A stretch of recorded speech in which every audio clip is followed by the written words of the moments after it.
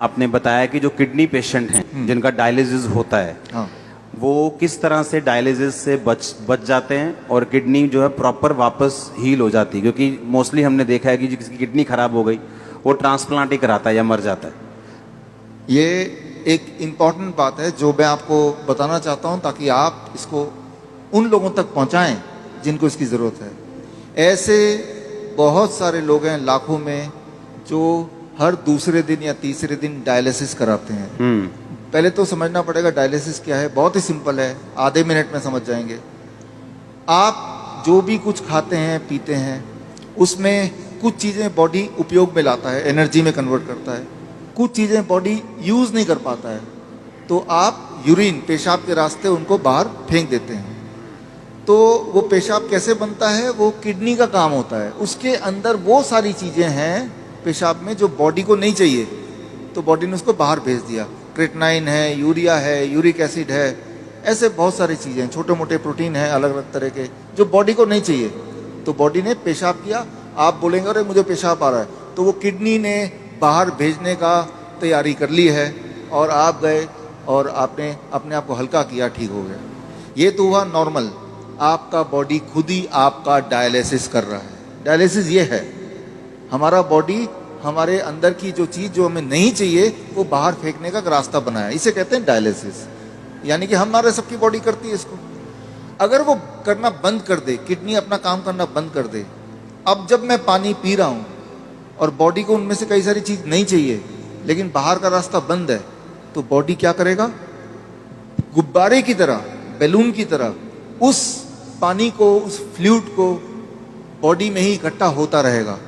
ऐसे लोगों के पैर आप देखेंगे हाथी की तरह हो जाते हैं, सूज जाते पैर, हाथ सूज जाते हैं, पैर हाथ सूज जाते हैं, गले मुंह सूज जाता है। तो क्या है, उनका जो यूरिन आउटपुट है, पेशाब या तो कम हो गया है या खत्म हो गया है। अगर आपसे बोलें कि एक दिन बिना पेशाब किए रहना है, इम्पॉसिबल, कितना दर्दनाक हो सकता है। और ऐसे लोग फिर मशीन की मदद लेते हैं। वो मशीन वो खींचता है खून में से वो ऐसे पानी जो खराब है और निकाल के बाहर करता है। इसका मतलब हर दूसरे दिन उसको ऐसा करना पड़ता है और दूसरे दिन तक बॉडी में पानी जमा रहता है। और जबकि बॉडी में पानी जमा रहेगा तो उसका हार्ट के ऊपर भी बोझ है, लंग्स के ऊपर भी बोझ है। हर दिन वो कमजोर होता जा रहा है, हर दिन वो मरता जा रहा है, डायलिसिस कराने के बावजूद भी या डायलिसिस कराने की वजह से भी, क्योंकि डायलिसिस भी किडनी को और फर्दर खराब करती है। तो अब आपको समझ आ गया कि प्रॉब्लम क्या है, डायलिसिस किसे कहते हैं, किडनी खराब होना किसे कहते हैं।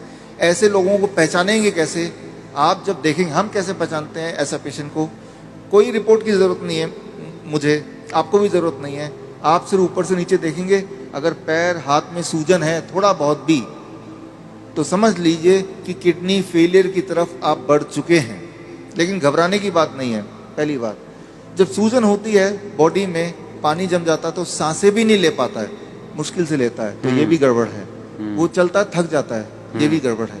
तो ये तो हो गया। अब करना क्या है, सोल्यूशन क्या है, आपके बॉडी के अंदर से पानी को निकालना है। उसके लिए बड़ा आसान गॉड का दिया हुआ सोल्यूशन आपके पास ही है इसी वक्त। तीसरा kidney, third kidney. Third kidney किसे कहते हैं, आपका स्किन, सबसे बड़ा बॉडी का ऑर्गन। आपके स्किन में देखेंगे छोटे छोटे छेद हैं, है ना। तो ये जो छेद हैं, ये छेद से पसीना निकलता है।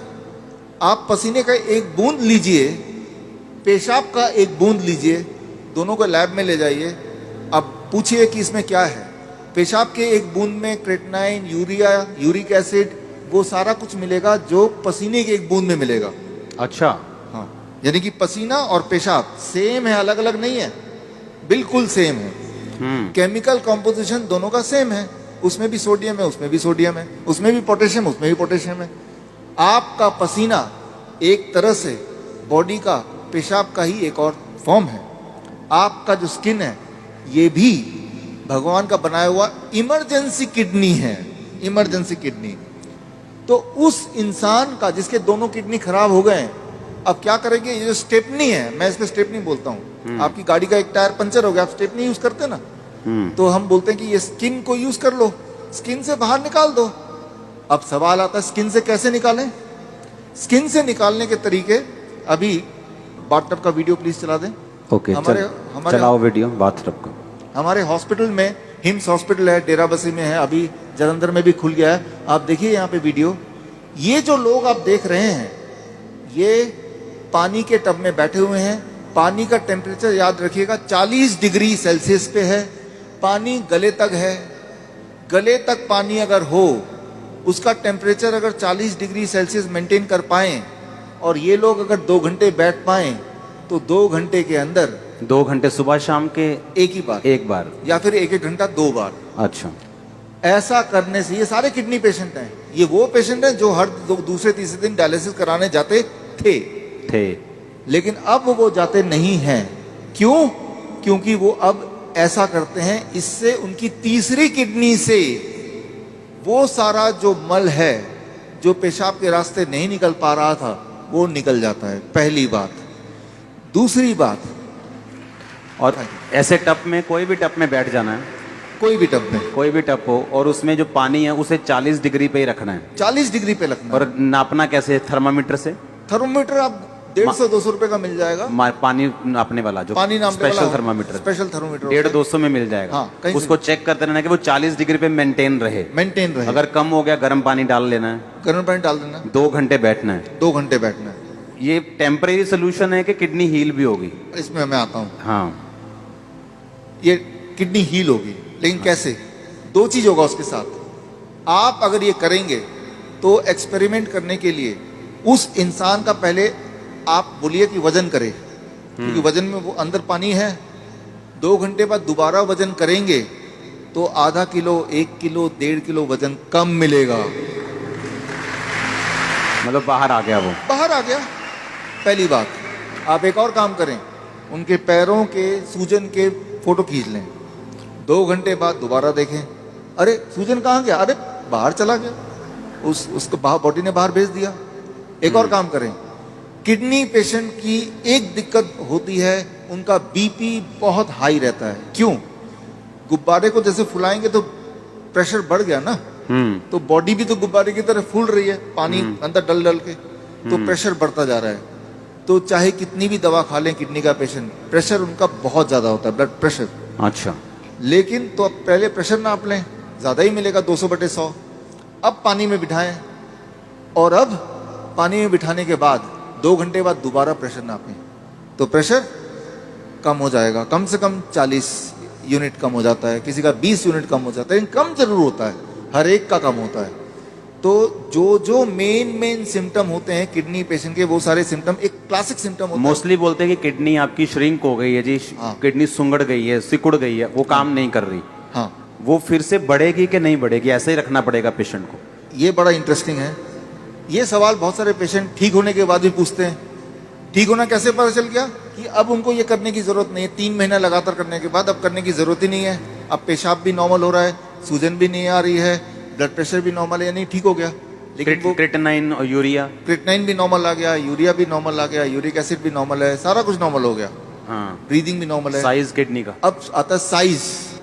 तो साइज के लिए वो बोलता है, तो डीटीपी स्कैन करने बोलते हैं। हालांकि हम रिकमेंड नहीं करते, लेकिन स्कैन कराते हैं। तो पहले वाला साइज उसके पास था, पहले भी स्कैन कराया था, 3 महीने बाद दोबारा स्कैन कराते हैं। तो स्कैन में वो साइज बढ़ी हुई दिखाई देती है, मतलब वो किडनी जो है वो बढ़ चुकी है, फिर से साइज उसका अच्छा हो रहा है, अच्छा हो गया। और ये स्कैनिंग बताती है। हाँ, और वो जो स्कैनिंग बताती है, वो स्कैन पहले और बाद के वो किताब में है। और ये किताब मैं चाहता हूँ कि आपके हाथों से इसका लॉन्च हो जाए। हाँ, ठीक है। हाँ, और ये जो किताब को बनाने में, ऑब्जर्वेशन स्टडी में जिन्होंने मुख्य भूमिका निभाई है, हमारे डॉक्टर संजीव सूद जी हैं। आप भी एक बार आ जाएं। डॉक्टर गगन है, ये भी आ जाएं। दयानंद आयुर्वेदिक कॉलेज में इन्होंने हमारे साथ मिलके हमें मदद करते हुए इस चीज़ को दुनिया तक पहुंचाने के लिए काम किया। प्लीज़ आ जाएं। डॉक्टर अनु, प्लीज़ कम। किताबें और भी हैं, 2 ले आते हैं। इसका नाम है प्रत्यारोपण, यानी किडनी ट्रांसप्लांट का अंत। किडनी, आपकी खुद की किडनी ही काम करेगी, किसी और की किडनी की कोई आवश्यकता नहीं है। भगवान का दिया हुआ किडनी, उसी को स्टार्ट करना है, उसी को काम करना है। तारीफ करो सब। Thank you, thank you, thank you. अच्छा, हमने कितने ऐसे लोग आपके लोग मोहल्ले में ऐसे आपने देखे होंगे जो किडनी ट्रांसप्लांट नहीं करा सकते, डायलिसिस नहीं करा सकते, मर जाते हैं। देखे कि नहीं देखे? चर्च में हील होते हमने देखे हैं, लेकिन जो बहुत से लोग हैं जो यीशु मसीह को नहीं जानते, हमने हॉस्पिटल्स में देखा है। मेरे फ्रेंड्स हैं जो हॉस्पिटल्स चलाते हैं चैरिटेबल, वो बताते हैं कि किडनी पेशेंट किस तरह से आते हैं और उनके पास मशीन्स नहीं है, उनके पास स्ट्रक्चर नहीं है और लोग ऐसे ही मर रहे हैं। और देखो, जब डाइट का जिक्र होता है तो यकीन नहीं होता कि डाइट से कैसे कोई हील हो सकता है, और ये भी यकीन नहीं हो रहा कि बाथटब में बैठ के या ऐसे ऐसे करके कैसे कोई हील हो सकता। और उसको खाना क्या है किडनी पेशेंट को? सेम DIP डाइट प्लस ये जो मैंने बताया, ये 2 घंटे बैठना है। 2 घंटे बैठना है। कई बार लोग 2 घंटे नहीं बैठ पाते, तो 1 घंटा करके 2 बार बैठ लिया। कई बार 1 घंटा भी नहीं बैठ पाते, चलो 40 मिनट करके 3 बार बैठ गए। 2 घंटे का आपको रूटीन पूरे दिन भर में 2 घंटे बैठते ना, तो यहाँ से जितने पोर्स हैं तब जाके पूरा निकलता है। ये एक रूटीन बनता है। और 3 महीने बाद फिर उसकी किडनी अपने आप काम भी करना शुरू करती है। अपने आप काम करना शुरू करती है, तो फिर ये बंद कर देना है। डाइट चलेगा जिंदगी भर, डाइट चलेगी, हाँ, इसको बंद कर देना है। ये बंद हो जाएगा, ये बंद हो जाएगा और पेशेंट नॉर्मल रहेगा। पेशेंट अब वो पेशेंट ही नहीं है, अब वो पेशेंट नहीं, अब पेशेंट नहीं है, वो आप और हम जैसे हैं। नॉर्मल हो गया वो। हमारे दर्शकों के लिए एक खास मेरा मैसेज, आप इस दोनों चैनल के माध्यम से मेरे वीडियोस आप देख रहे होंगे, नए नए जो टेक्निक्स हैं वो आप सीख रहे होंगे। एक चीज़ करना भूल जाते होंगे कि वो ये है कि सब्सक्राइब करना। सब्सक्राइब कीजिए ताकि जो मेरे नए टेक्निक्स हैं, नए वीडियोस हैं, वो राइट टाइम पे आप तक पहुँचे, सबसे पहले पहुँचे।